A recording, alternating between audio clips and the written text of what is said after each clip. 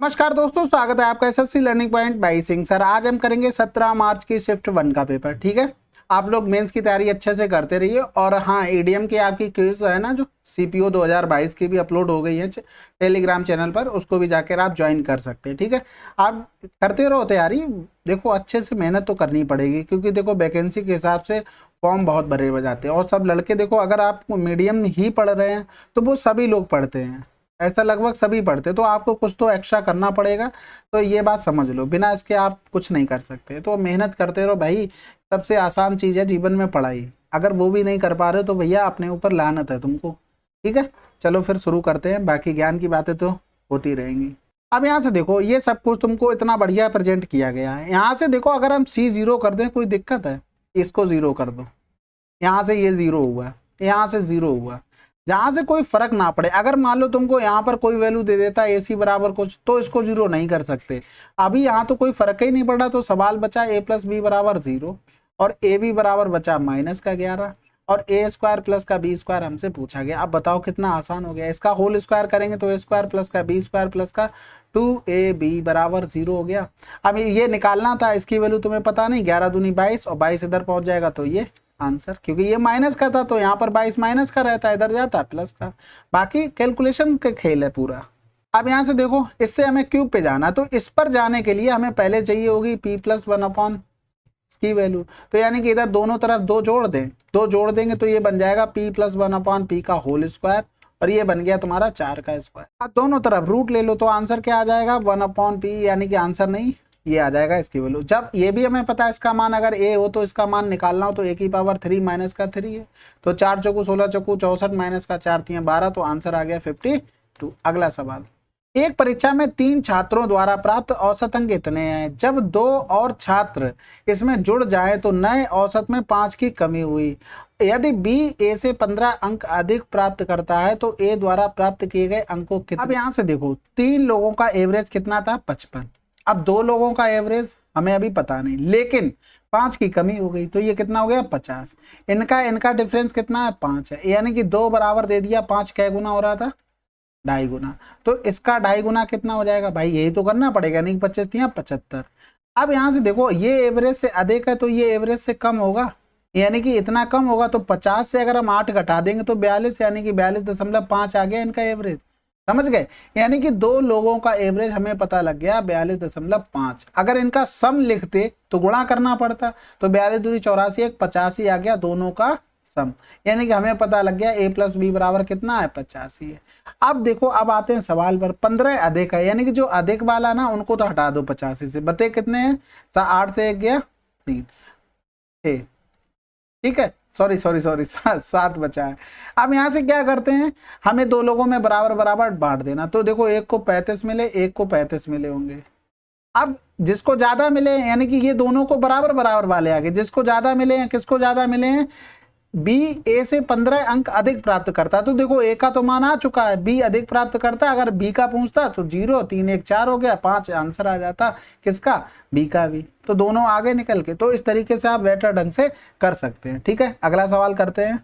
अब देखो, इसमें पूछा गया किस वर्ष चावल का उत्पादन सबसे अधिकतम था। अब तुम्हें दिखाई दे रहा है सबसे टॉप में कौन बैठा? 2019 बैठा है आंसर। अगला सवाल, यदि एक त्रिभुज की ऊंचाई इतनी है, इसकी संगत आधार की भुजा इतनी, त्रिभुज का क्षेत्रफल 2 छक्के 12 8 छंग 48। भाई देखो, हमें पता है 1/2 बेस इंटू हाइट होता है। तो बेस हमको दिया, हाइट हमको दिया, तो फिर क्या करना है?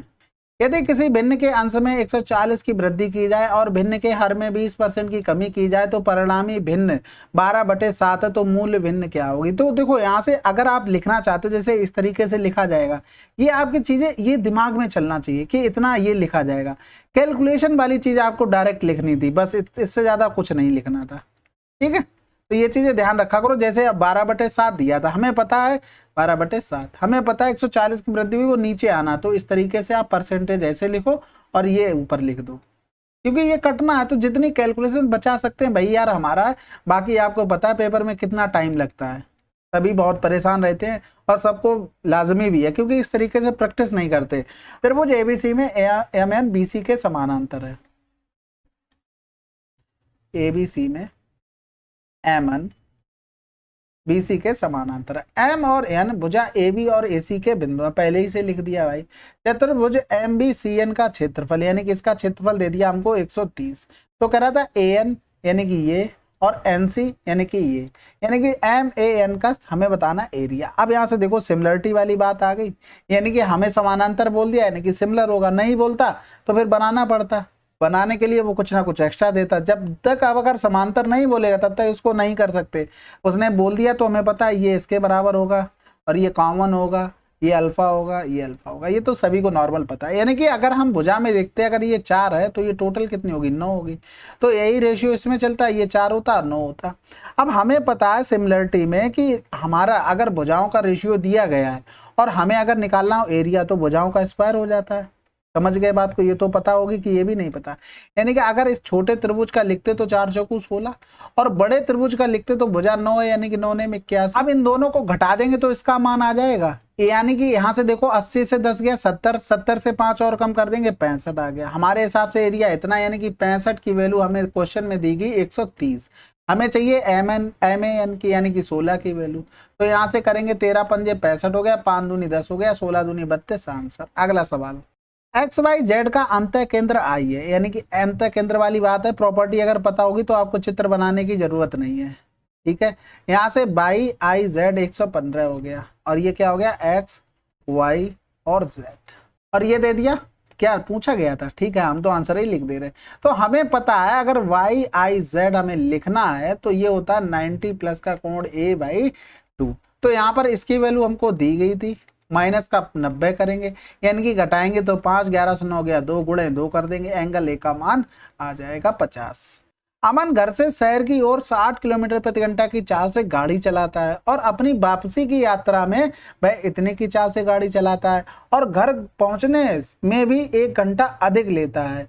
उसने प्रत्येक यात्रा में कितनी दूरी तय की। अब यहाँ से देखो अगर हम स्पीड देखते तो 60 और 30 थी, देखो यहाँ से डायरेक्ट कर रहे हैं क्योंकि हमें पता है जो डिस्टेंस उसने चली है वो उसकी कांस्टेंट है, तो हम रेशियो बनाकर कर सकते हैं। यानी कि टाइम में लिखते तो 30 और 60 का आ जाता। हमारे हिसाब से कितना डिफरेंस आ रहा भाई, 30 का आ रहा। क्वेश्चन में 1 घंटा अधिक लेता है यानी कितने का आ गई, कितनी डिस्टेंस चला 6 18 180 चला, क्या गुना हो रहा था इसका 6 गुना। यहाँ पर एक 0 और बढ़ाओ नहीं तो आएगा ही नहीं आंसर। तो यहाँ पर कितना हो जाएगा 60 किलोमीटर, क्योंकि यहाँ पर 6 18 किया तो डबल 0 था तो डबल 0 कर लो। अब देखो इस सवाल को थोड़ा अपने तरफ से आप करना है। इसको देखो जनवरी 2021 और अप्रैल 2021 यानी कि ये N98 वाले जोड़ लेना और इनको अपने तरफ से जोड़ लेना, ठीक है। इसमें थोड़ा क्लियर नहीं है तो कोई इजी सवाल है, कठिन होता तो मैं खुद ही नहीं छोड़ता। बाकी कोई प्रॉब्लम हो तो 9919293977 पर आप भेज सकते हैं। अब देखो परिधि दी गई थी हमको यानी कि 2 पाई r बराबर 264 हो गया। इसको हटाएंगे तो नीचे पे 22 और 7 ऊपर बटे में 2 हो गया, 22 से कम 22 हो गया, 22 दूनी 44 हो गया, 2 छक्के 12 हो गया, यानी कि रेडियस आ गई 6 गुणे 7। यहाँ पर करते इसी तरीके से तो 308 अपॉन में 22 आ जाएगा, 2 आ जाएगा 7 हो गया, तो 22 से कम 22 हो गया, बचा कितना है 8, 22 चौक 88, 2 सत्ते 14 हो गया। यहाँ पर 7 × 7 हो गया। हमें पता है रेडियस जब 7 होती तो एरिया 154, यहाँ से कै गुना हो रहा था 6 गुना, तो ये 36 गुना। इसी तरीके से ये 7 गुना हो रहा था यानी 154 49 गुना हो जाएगा, ठीक है। अब दोनों का डिफरेंस करना तो 49 से अगर हम 16 घटाएंगे तो 13 आ जाएगा, यानी कि 154 गुणे 13 कर दो, 13 चौकू 52 यूनिट डिजिट से काम हो गया। अगला सवाल अब यहाँ से करेंगे तो सबसे पहले इसको करेंगे 12 3 36 यानी कि करेंगे तो ये 18 हो गया। इन दोनों का डिफरेंस माइनस का 3 हो गया, यहाँ से 3 दूनी 6 हो गया, 2 से डिवाइड करेंगे 2 3 6 हो गया यानी कि प्लस का 3, तो आंसर 0। इसको देखो इधर ले जाओ, सिंपल सवाल है ये तो, साइन की पावर 4x 1 माइनस का साइन स्क्वायर x हो गया, ठीक है, यानी कि साइन की पावर 4x और ये क्या बन गया कॉस स्क्वायर x। अब यहाँ से देखना अगर हम कॉट की पावर 2x हम कॉमन ले लेते तो बचेगा क्या कॉट स्क्वायर x प्लस का 1। इसको अगर ओपन करते तो क्या लिख सकते cos square x upon sine square x, LCM ले लेंगे तो इस तरीके से आ जाएगा, अपॉन में क्या हो गया साइन स्क्वायर x हो गया। इसको क्या लिख सकते थे आप 1 लिख सकते थे, यानी कि कॉट स्क्वायर x इंटू में 1 अपॉन साइन स्क्वायर x हो गया। अब यहाँ से देखो अगर हम लिखें कॉट स्क्वायर की वैल्यू तो इससे क्या लिख सकते थे साइन स्क्वायर x बराबर में कॉस स्क्वायर x अपॉन में साइन स्क्वायर x से लिख सकते थे, और ये क्या है ये कॉट स्क्वायर x है यानी कि इसकी वैल्यू हम लिख सकते थे साइन स्क्वायर x, तो इससे कैंसिल आउट आंसर 1 आ गया। अगला सवाल यदि एक निश्चित संख्या का 45% दूसरी संख्या के इतने के बराबर है तो संख्याओं के बीच अनुपात क्या होगा। देखो एक संख्या का 45% यानी कि कोई संख्या है उसका 45%, ये हो गया, और ये किसकी दूसरी संख्या के 6/5 के बराबर है।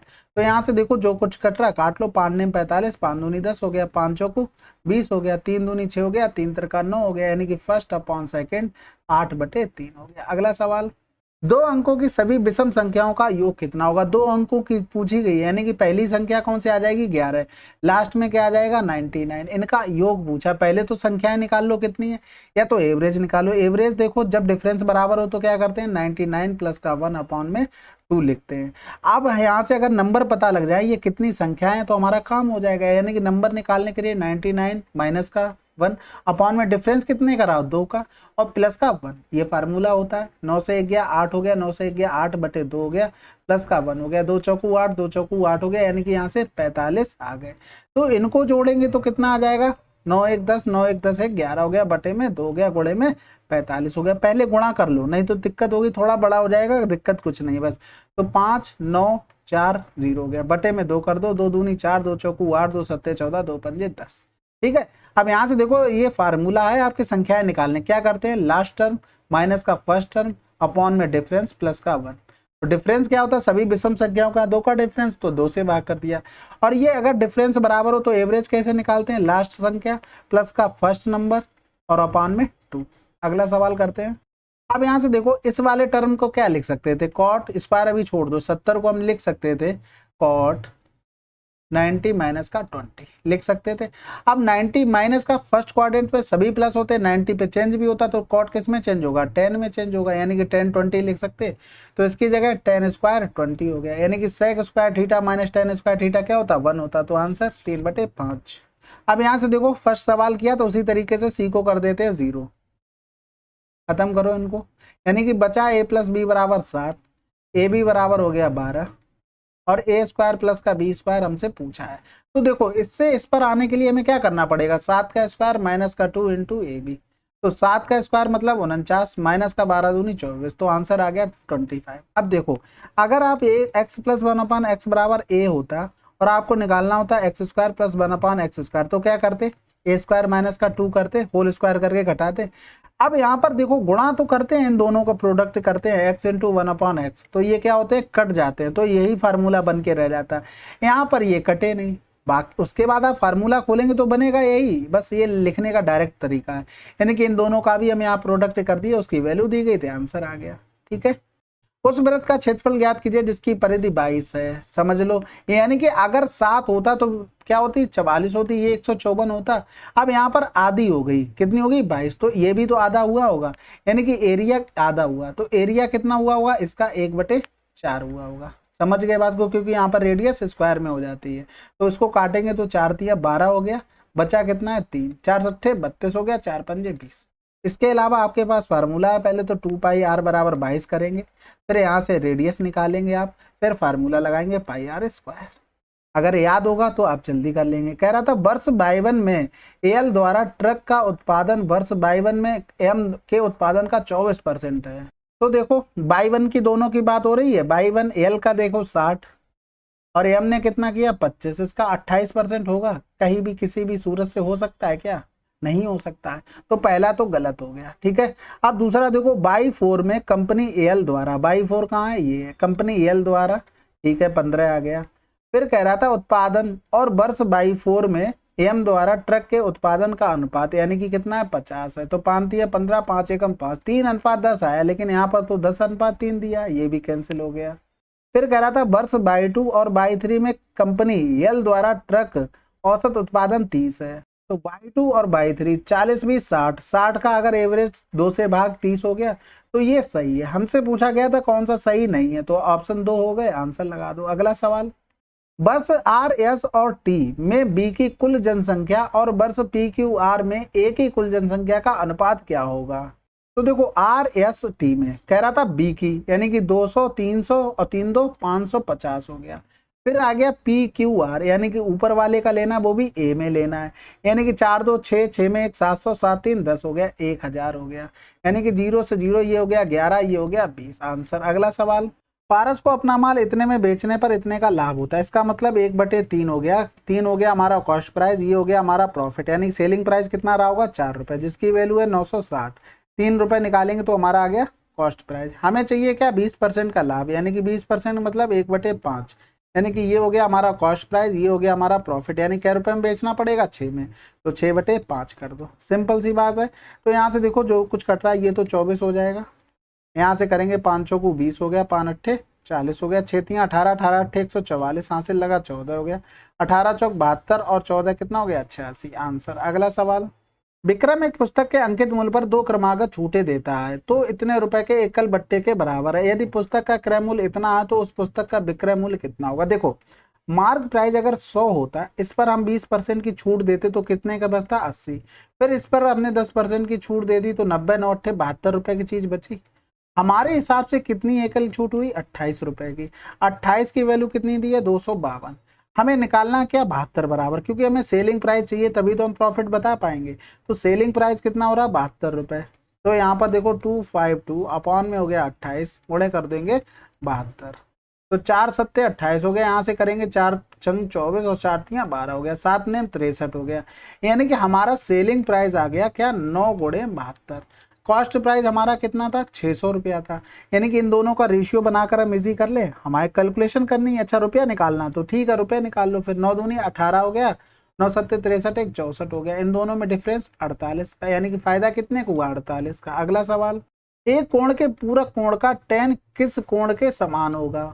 तो देखो पूरक कोण का मतलब है अगर ये अल्फा है तो अगला होगा 90 माइनस का अल्फा, क्योंकि इन दोनों का सम हमें 90 चाहिए, ठीक है। पूरक कोणों के योग, पूरक कोणों का योग क्या होता है 90 होता है, अगर संपूरक होता तो 180।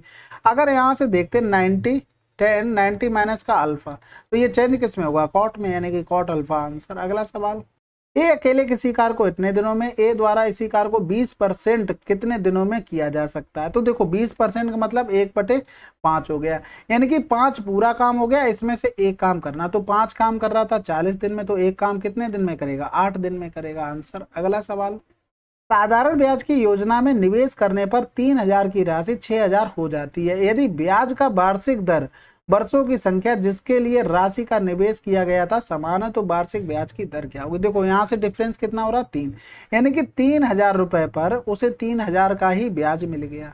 तो यहाँ से देखो R इंटू टी, इसी को देखो इसी को आप ओरल भी कर सकते हो और इसी को आप फार्मूला भी बना के कर सकते हो। तो R इंटू टी दोनों बराबर है तो R की इंटू R लिख सकते हैं और 100 हो गया, R स्क्वायर बराबर 10 की पावर 2, तो R बराबर 10% हो गया। इसको आप ओरल भी कर सकते हैं, हमने यहाँ से देख लिया 100% बढ़ रहा है और रेट और टाइम दोनों बराबर है, यानी कि इंटू हुआ होगा तो 10, आंसर। ठीक है, अगला सवाल करते हैं। चलिए फिर 17 मार्च की शिफ्ट 1 आपकी कंप्लीट हो गई है और मिलते हैं अगले वीडियो में, तब तक के लिए अच्छे से मन लगा के पढ़ते रहिए।